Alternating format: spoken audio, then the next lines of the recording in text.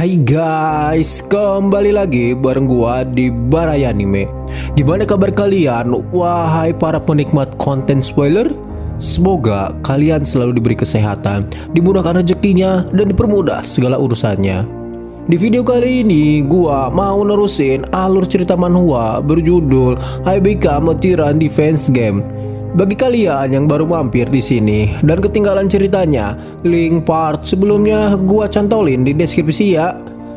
Oke lah, daripada kelamaan sampai kalian amuk-amukan pengen dibeliin Satria FU, mending kita langsung ke pembahasannya. Dan jika kalian suka dengan channel ini, silahkan di subrek aja agar tidak ketinggalan video menarik lainnya dari channel ini. Peperangan stage kedua akan dimulai dalam waktu 9 detik.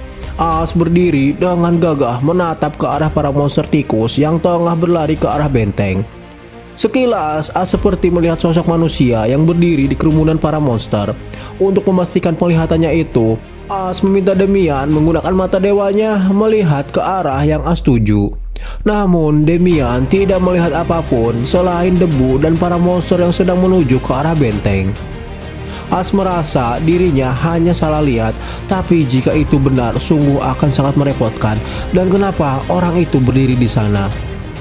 Tanah sekitaran benteng mulai bergetar, debu-debu berterbangan ke udara. Di peperangan kali ini pun As tetap menggunakan kill zone, membuat barikade kayu dengan posisi mengerucut.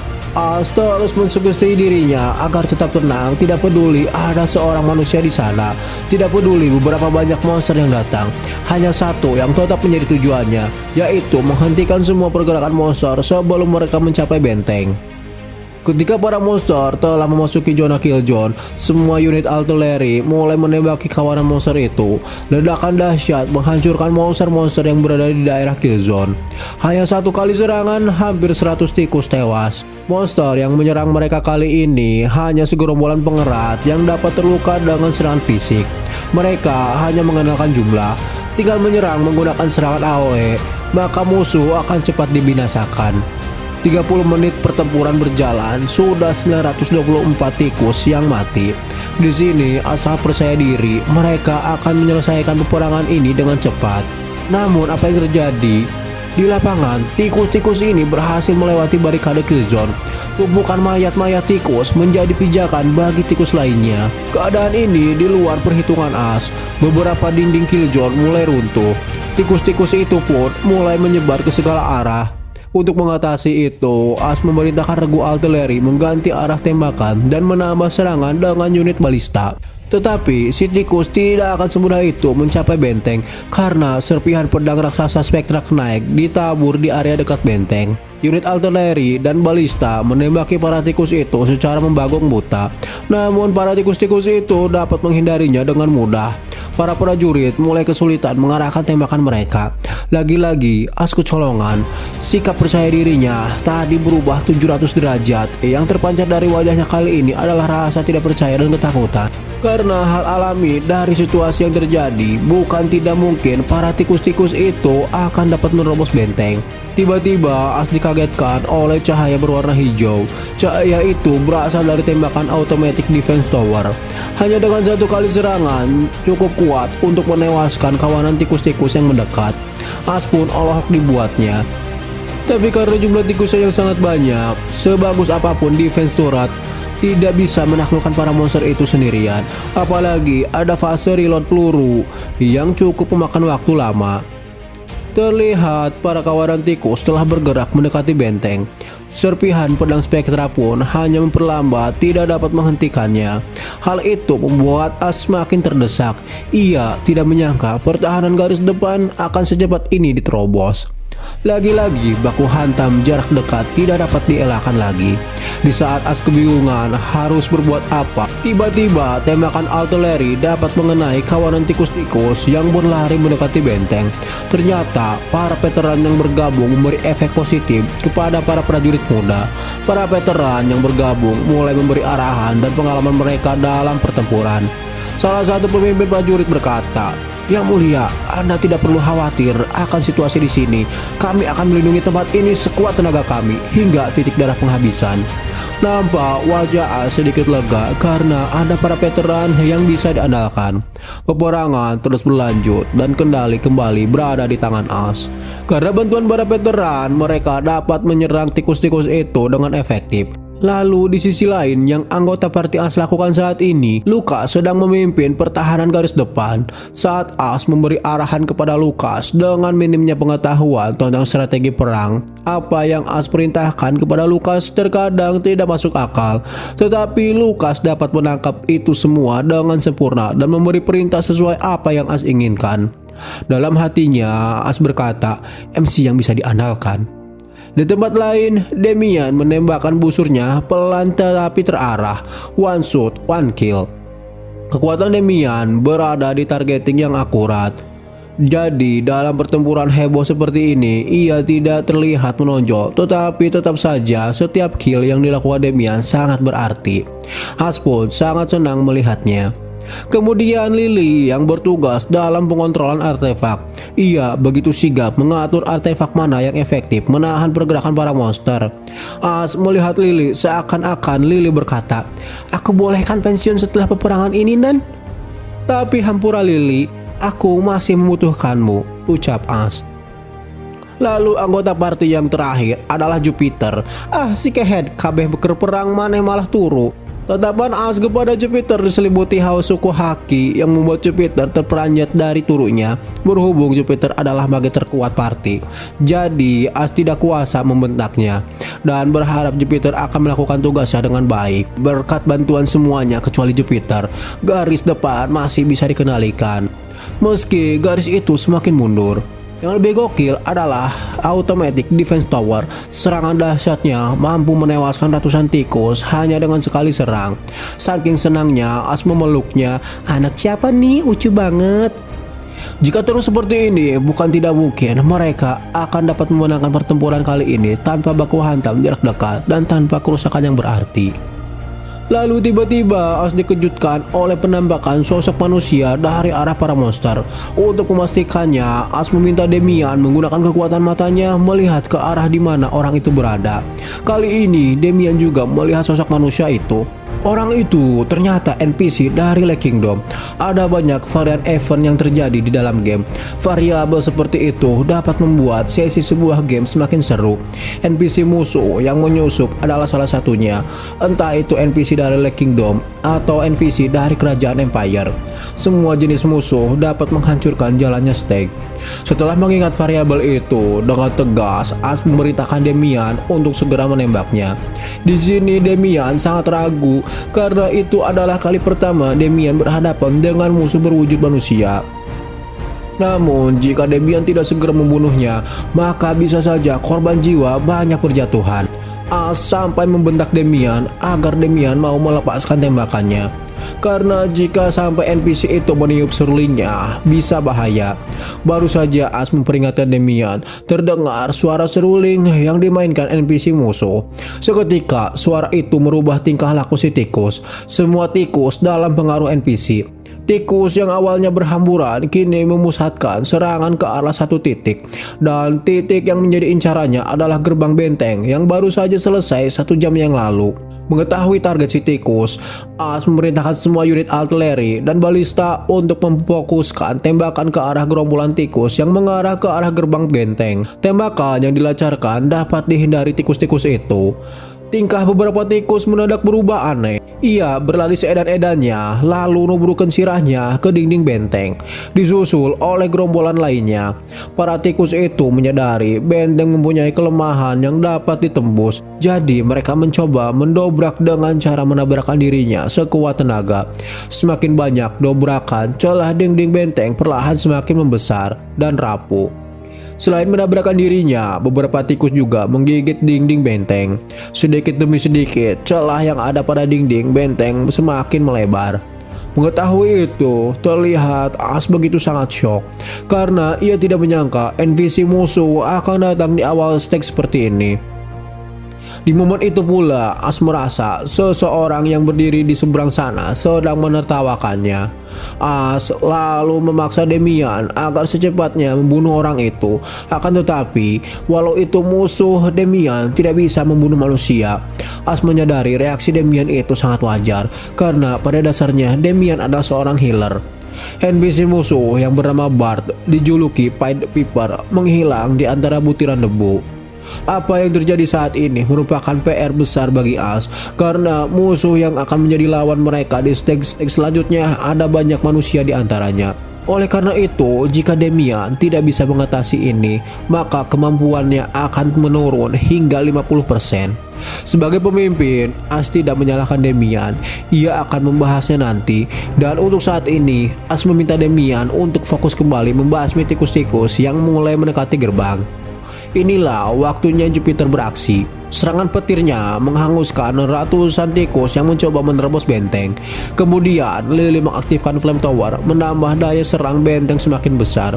Karena arah serangan tikus-tikus itu kepada satu titik, maka As hanya perlu mengubah titik itu menjadi kill zone. Kembali As merasa percaya diri. Namun ketika melihat Windows nama boss tag ini sudah keluar, yaitu Redman Champion Elite berjumlah 3 ekor. Ketiga bos itu berniat memberikan kerusakan lebih parah ke dinding benteng yang sudah mulai menganga. Satu Redman Champion sudah mulai beraksi. As memusatkan seluruh artileri dan balista ditambah machine gun ke arah bos Redman yang berlari ke arah benteng. Serangan itu berhasil melumpuhkan si bos. Namun masih ada 2 lagi yang bergerak, di mana serangan terbesar yang dimiliki As adalah dari machine gun dan saat ini dalam posisi reload. Meriam-meriam kecil kembali ditembakkan untuk menumbangkan 2 bos Redman. Kemudian artefak Ampling diaktifkan yang mendapatkan efek magicnya adalah Jupiter. Bleaching Storm menyambar ke seluruh arena tidak terkecuali si bos. Akan tetapi daya tahan tubuh si bos Redman lebih kuat dibanding tikus-tikus ecek-ecek. Ia kembali bangkit untuk menyerang benteng. Di sini As tidak mempunyai lagi amunisi. Flame Tower juga dalam kondisi cooldown. Tapi yang dimaksud As itu bukan Flame Tower, melainkan serangan dari Lily. Walau kesal karena ujung-ujungnya menjadi bagian tim penyerang, tetapi serangan Lily dapat membunuh salah satu Redman Champion. Masih ada satu lagi yang tersisa. Lucas melemparkan pedang miliknya ke arah Redman Champion. Disusul bus sedang ditembakkan Demian. Dirasa semua telah berakhir. Ternyata si bos Redman masih bisa berlari dan berhasil melubangi dinding benteng. Dari balik bukit, Crossfronter menyaksikan penyerangan yang dilakukan para monster. Ia merasa ada yang aneh dalam invasi monster kali ini. Dirinya yang sedari dulu menjaga benteng itu dari serangan para monster sangat terkejut dengan monster yang sedang dilihatnya. Tidak hanya jenisnya yang sama, jumlah monster yang menyerang pun tidak ngotak. Crossfronter pun bertanya-tanya, apakah Pangeran As telah melalui 3 pertempuran seperti ini? Dirinya kini paham kenapa Lord baru Crossroad meminta bantuannya dengan penuh keputusasaan. Dilihat dari kepemimpinannya, Crosspointer menilai As telah memimpin pertahanannya dengan sangat baik. Sampai-sampai fakta bahwa dia senang oleng dan dugem hanyalah gosip belaka. Cross kembali merasa dilema, membantu As atau menepati janjinya untuk kembali ke tempat di mana istrinya tewas dulu. Scene kembali memperlihatkan As sedang memimpin para prajurit. Karena tembok benteng yang jebol, As meminta evakuasi warga kota secepatnya. Jangan sampai ada korban jiwa dari warga sipil. Gelombang kedua serangan tikus-tikus God mulai terlihat. Seluruh pasukan selain pemegang meriam dan balista turun ke bawah tembok yang jebol. As meminta Lucas memimpin unit baku hantam. Unit artileri tetap melanjutkan tembakan dan Jupiter diminta bertarung gaya bebas, tetapi yang utama membunuh sebanyak-banyaknya tikus-tikus itu. Untuk Lily, As meminta mengaktifkan artefak yang selesai masa cooldownnya. Dari beberapa artefak, hanya artefak haste yang ready. Artefak ini dapat meningkatkan stamina seseorang yang menerimanya. As kemudian menghampiri Demian. Terlihat Demian masih merasa bersalah karena ia tidak bisa membunuh orang tadi. Tetapi As tidak menyalahkan apa yang terjadi saat ini karena ia menyadari itulah kelemahan seorang healer. Namun musuh masih menyerang, jadi As meminta Demian untuk kembali bangkit dan mulai membasmi hama yang akan datang. Karena Demian memiliki trait penembak jitu, tugasnya kali ini adalah menembak tikus-tikus yang berhasil menerobos benteng dan memasuki kota. Serangan tikus gelombang kedua telah sampai, namun mereka tidak langsung bisa memasuki kota karena tubuh Redman Champion yang telah tewas menahan pergerakan mereka. Satu persatu, Lukas menebas tikus yang berhasil lolos menggunakan pedang pembasmi tikus. Sebagian tikus mulai menggigit tembok benteng yang membuat lubang benteng semakin melebar. Di atas tower, para alkemis menjadi korban kebrutalan si Jerry. Selain menerobos dinding, ada juga yang membajati dinding. Di atas benteng, Lily dan As berjibaku menahan pergerakan si Jerry yang bergerak lewat atas benteng. Beberapa prajurit pun mulai terluka karena gigitan dan cakaran si Jerry. Semua orang nampak kelelahan karena jumlah monster yang tidak kunjung berkurang. Jika keadaan terus begini, tidak hanya benteng yang jebol, namun akan banyak korban jiwa yang berjatuhan di dalam kota. Saat semua merasa putus asa, dari kejauhan terlihat cahaya menyilaukan. Cahaya itu berasal dari skill town Crossfronter. Seluruh monster yang berada di benteng terpancing untuk menyerang ke arah Crossfronter. Di sini As mempertanyakan apa yang dilakukan si kakek itu karena hal itu dapat membunuhnya. Sin lalu memperlihatkan masa lalu sang Earl Crossfronter. Di usia yang sangat muda, ia telah menjadi Lord karena sang ayah tewas. Namun setelah menjadi Lord pun, Cross terus membunuh monster setiap harinya. Kehidupan gladiatornya berubah setelah mengenal seorang gadis penjual bunga. Sempat ia merasa kalau gadis itu adalah seorang mata-mata. Karena di medan perang seperti ini, kebanyakan orang menjual senjata dan rokok buat nyantai. Ia malah menjual bunga. Seiring waktu, kedekatan mereka tidak dapat dihindarkan. Si gadis mulai mengenalkan nama-nama bunga yang dirawatnya dan mengajarinya cara menanam bunga. Cross muda yang taunya membunuh monster, ketika melihat bunga-bunga ia merasa mengerti kenapa bunga-bunga itu sangatlah indah. Setahun kemudian ia melamar gadis itu. Di malam itu, saat putri pertama mereka lahir, Cross menggendong anaknya di mana tubuhnya masih dilumuri darah. Hidupnya yang keras selalu berhadapan dengan monster, tapi hatinya begitu sangat lemah saat menggendong makhluk kecil itu dengan sangat hati-hati. Tangan kecil bayi memegang jarinya. Hingga beberapa waktu berlalu, ia masih belum mengerti kenapa hatinya bisa selemah itu. Kembali ke masa saat ini, Crossfronter akan berhadapan dengan seluruh monster tikus sendirian. Kekuatannya tidak sekuat dulu, tetapi tekad untuk melindungi masih sangat kuat. As memberitakan Lukas membawa sebuah pasukan keluar tembok, karena Crossfronter harus diselamatkan. Lukas memimpin seluruh unit prajurit bergerak ke arah Crossfronter. As berharap Lukas datang tepat pada waktunya. Di tengah medan pertempuran, Crossfronter nampak kesulitan meladeni segerombolan monster yang menurutnya monster saat ini lebih kuat. Dalam hatinya, Crossfronter tidak mengerti kenapa ia kembali lebih memilih kota dibanding janjinya kepada sang istri. Menunggu ajal di dekat istrinya dulu tewas. Namun lagi-lagi dirinya bertempur demi kota seperti neraka ini. Stamina yang mulai habis membuat pertahanan terbuka. Para tikus itu berhasil melukai Crossfronter. Di saat terakhirnya, ia baru menyadari kenapa tubuhnya bergerak sendiri untuk melindungi kota. Karena sebuah bunga, seorang putri, hal-hal sekecil itu dan lemah seperti ini harus dilindungi dari para monster terkutuk ini. Untuk menggapai itu semua, Cross yang hanya bisa bertarung dan membunuh monster. Itulah yang bisa dilakukan untuk dapat melindungi mereka. Di mana saat ini putrinya berada di balik tembok. Karena itu adalah dunia di mana tempat tinggal putrinya, maka Cross tidak akan membiarkan monster itu menghancurkan kota Crossroad.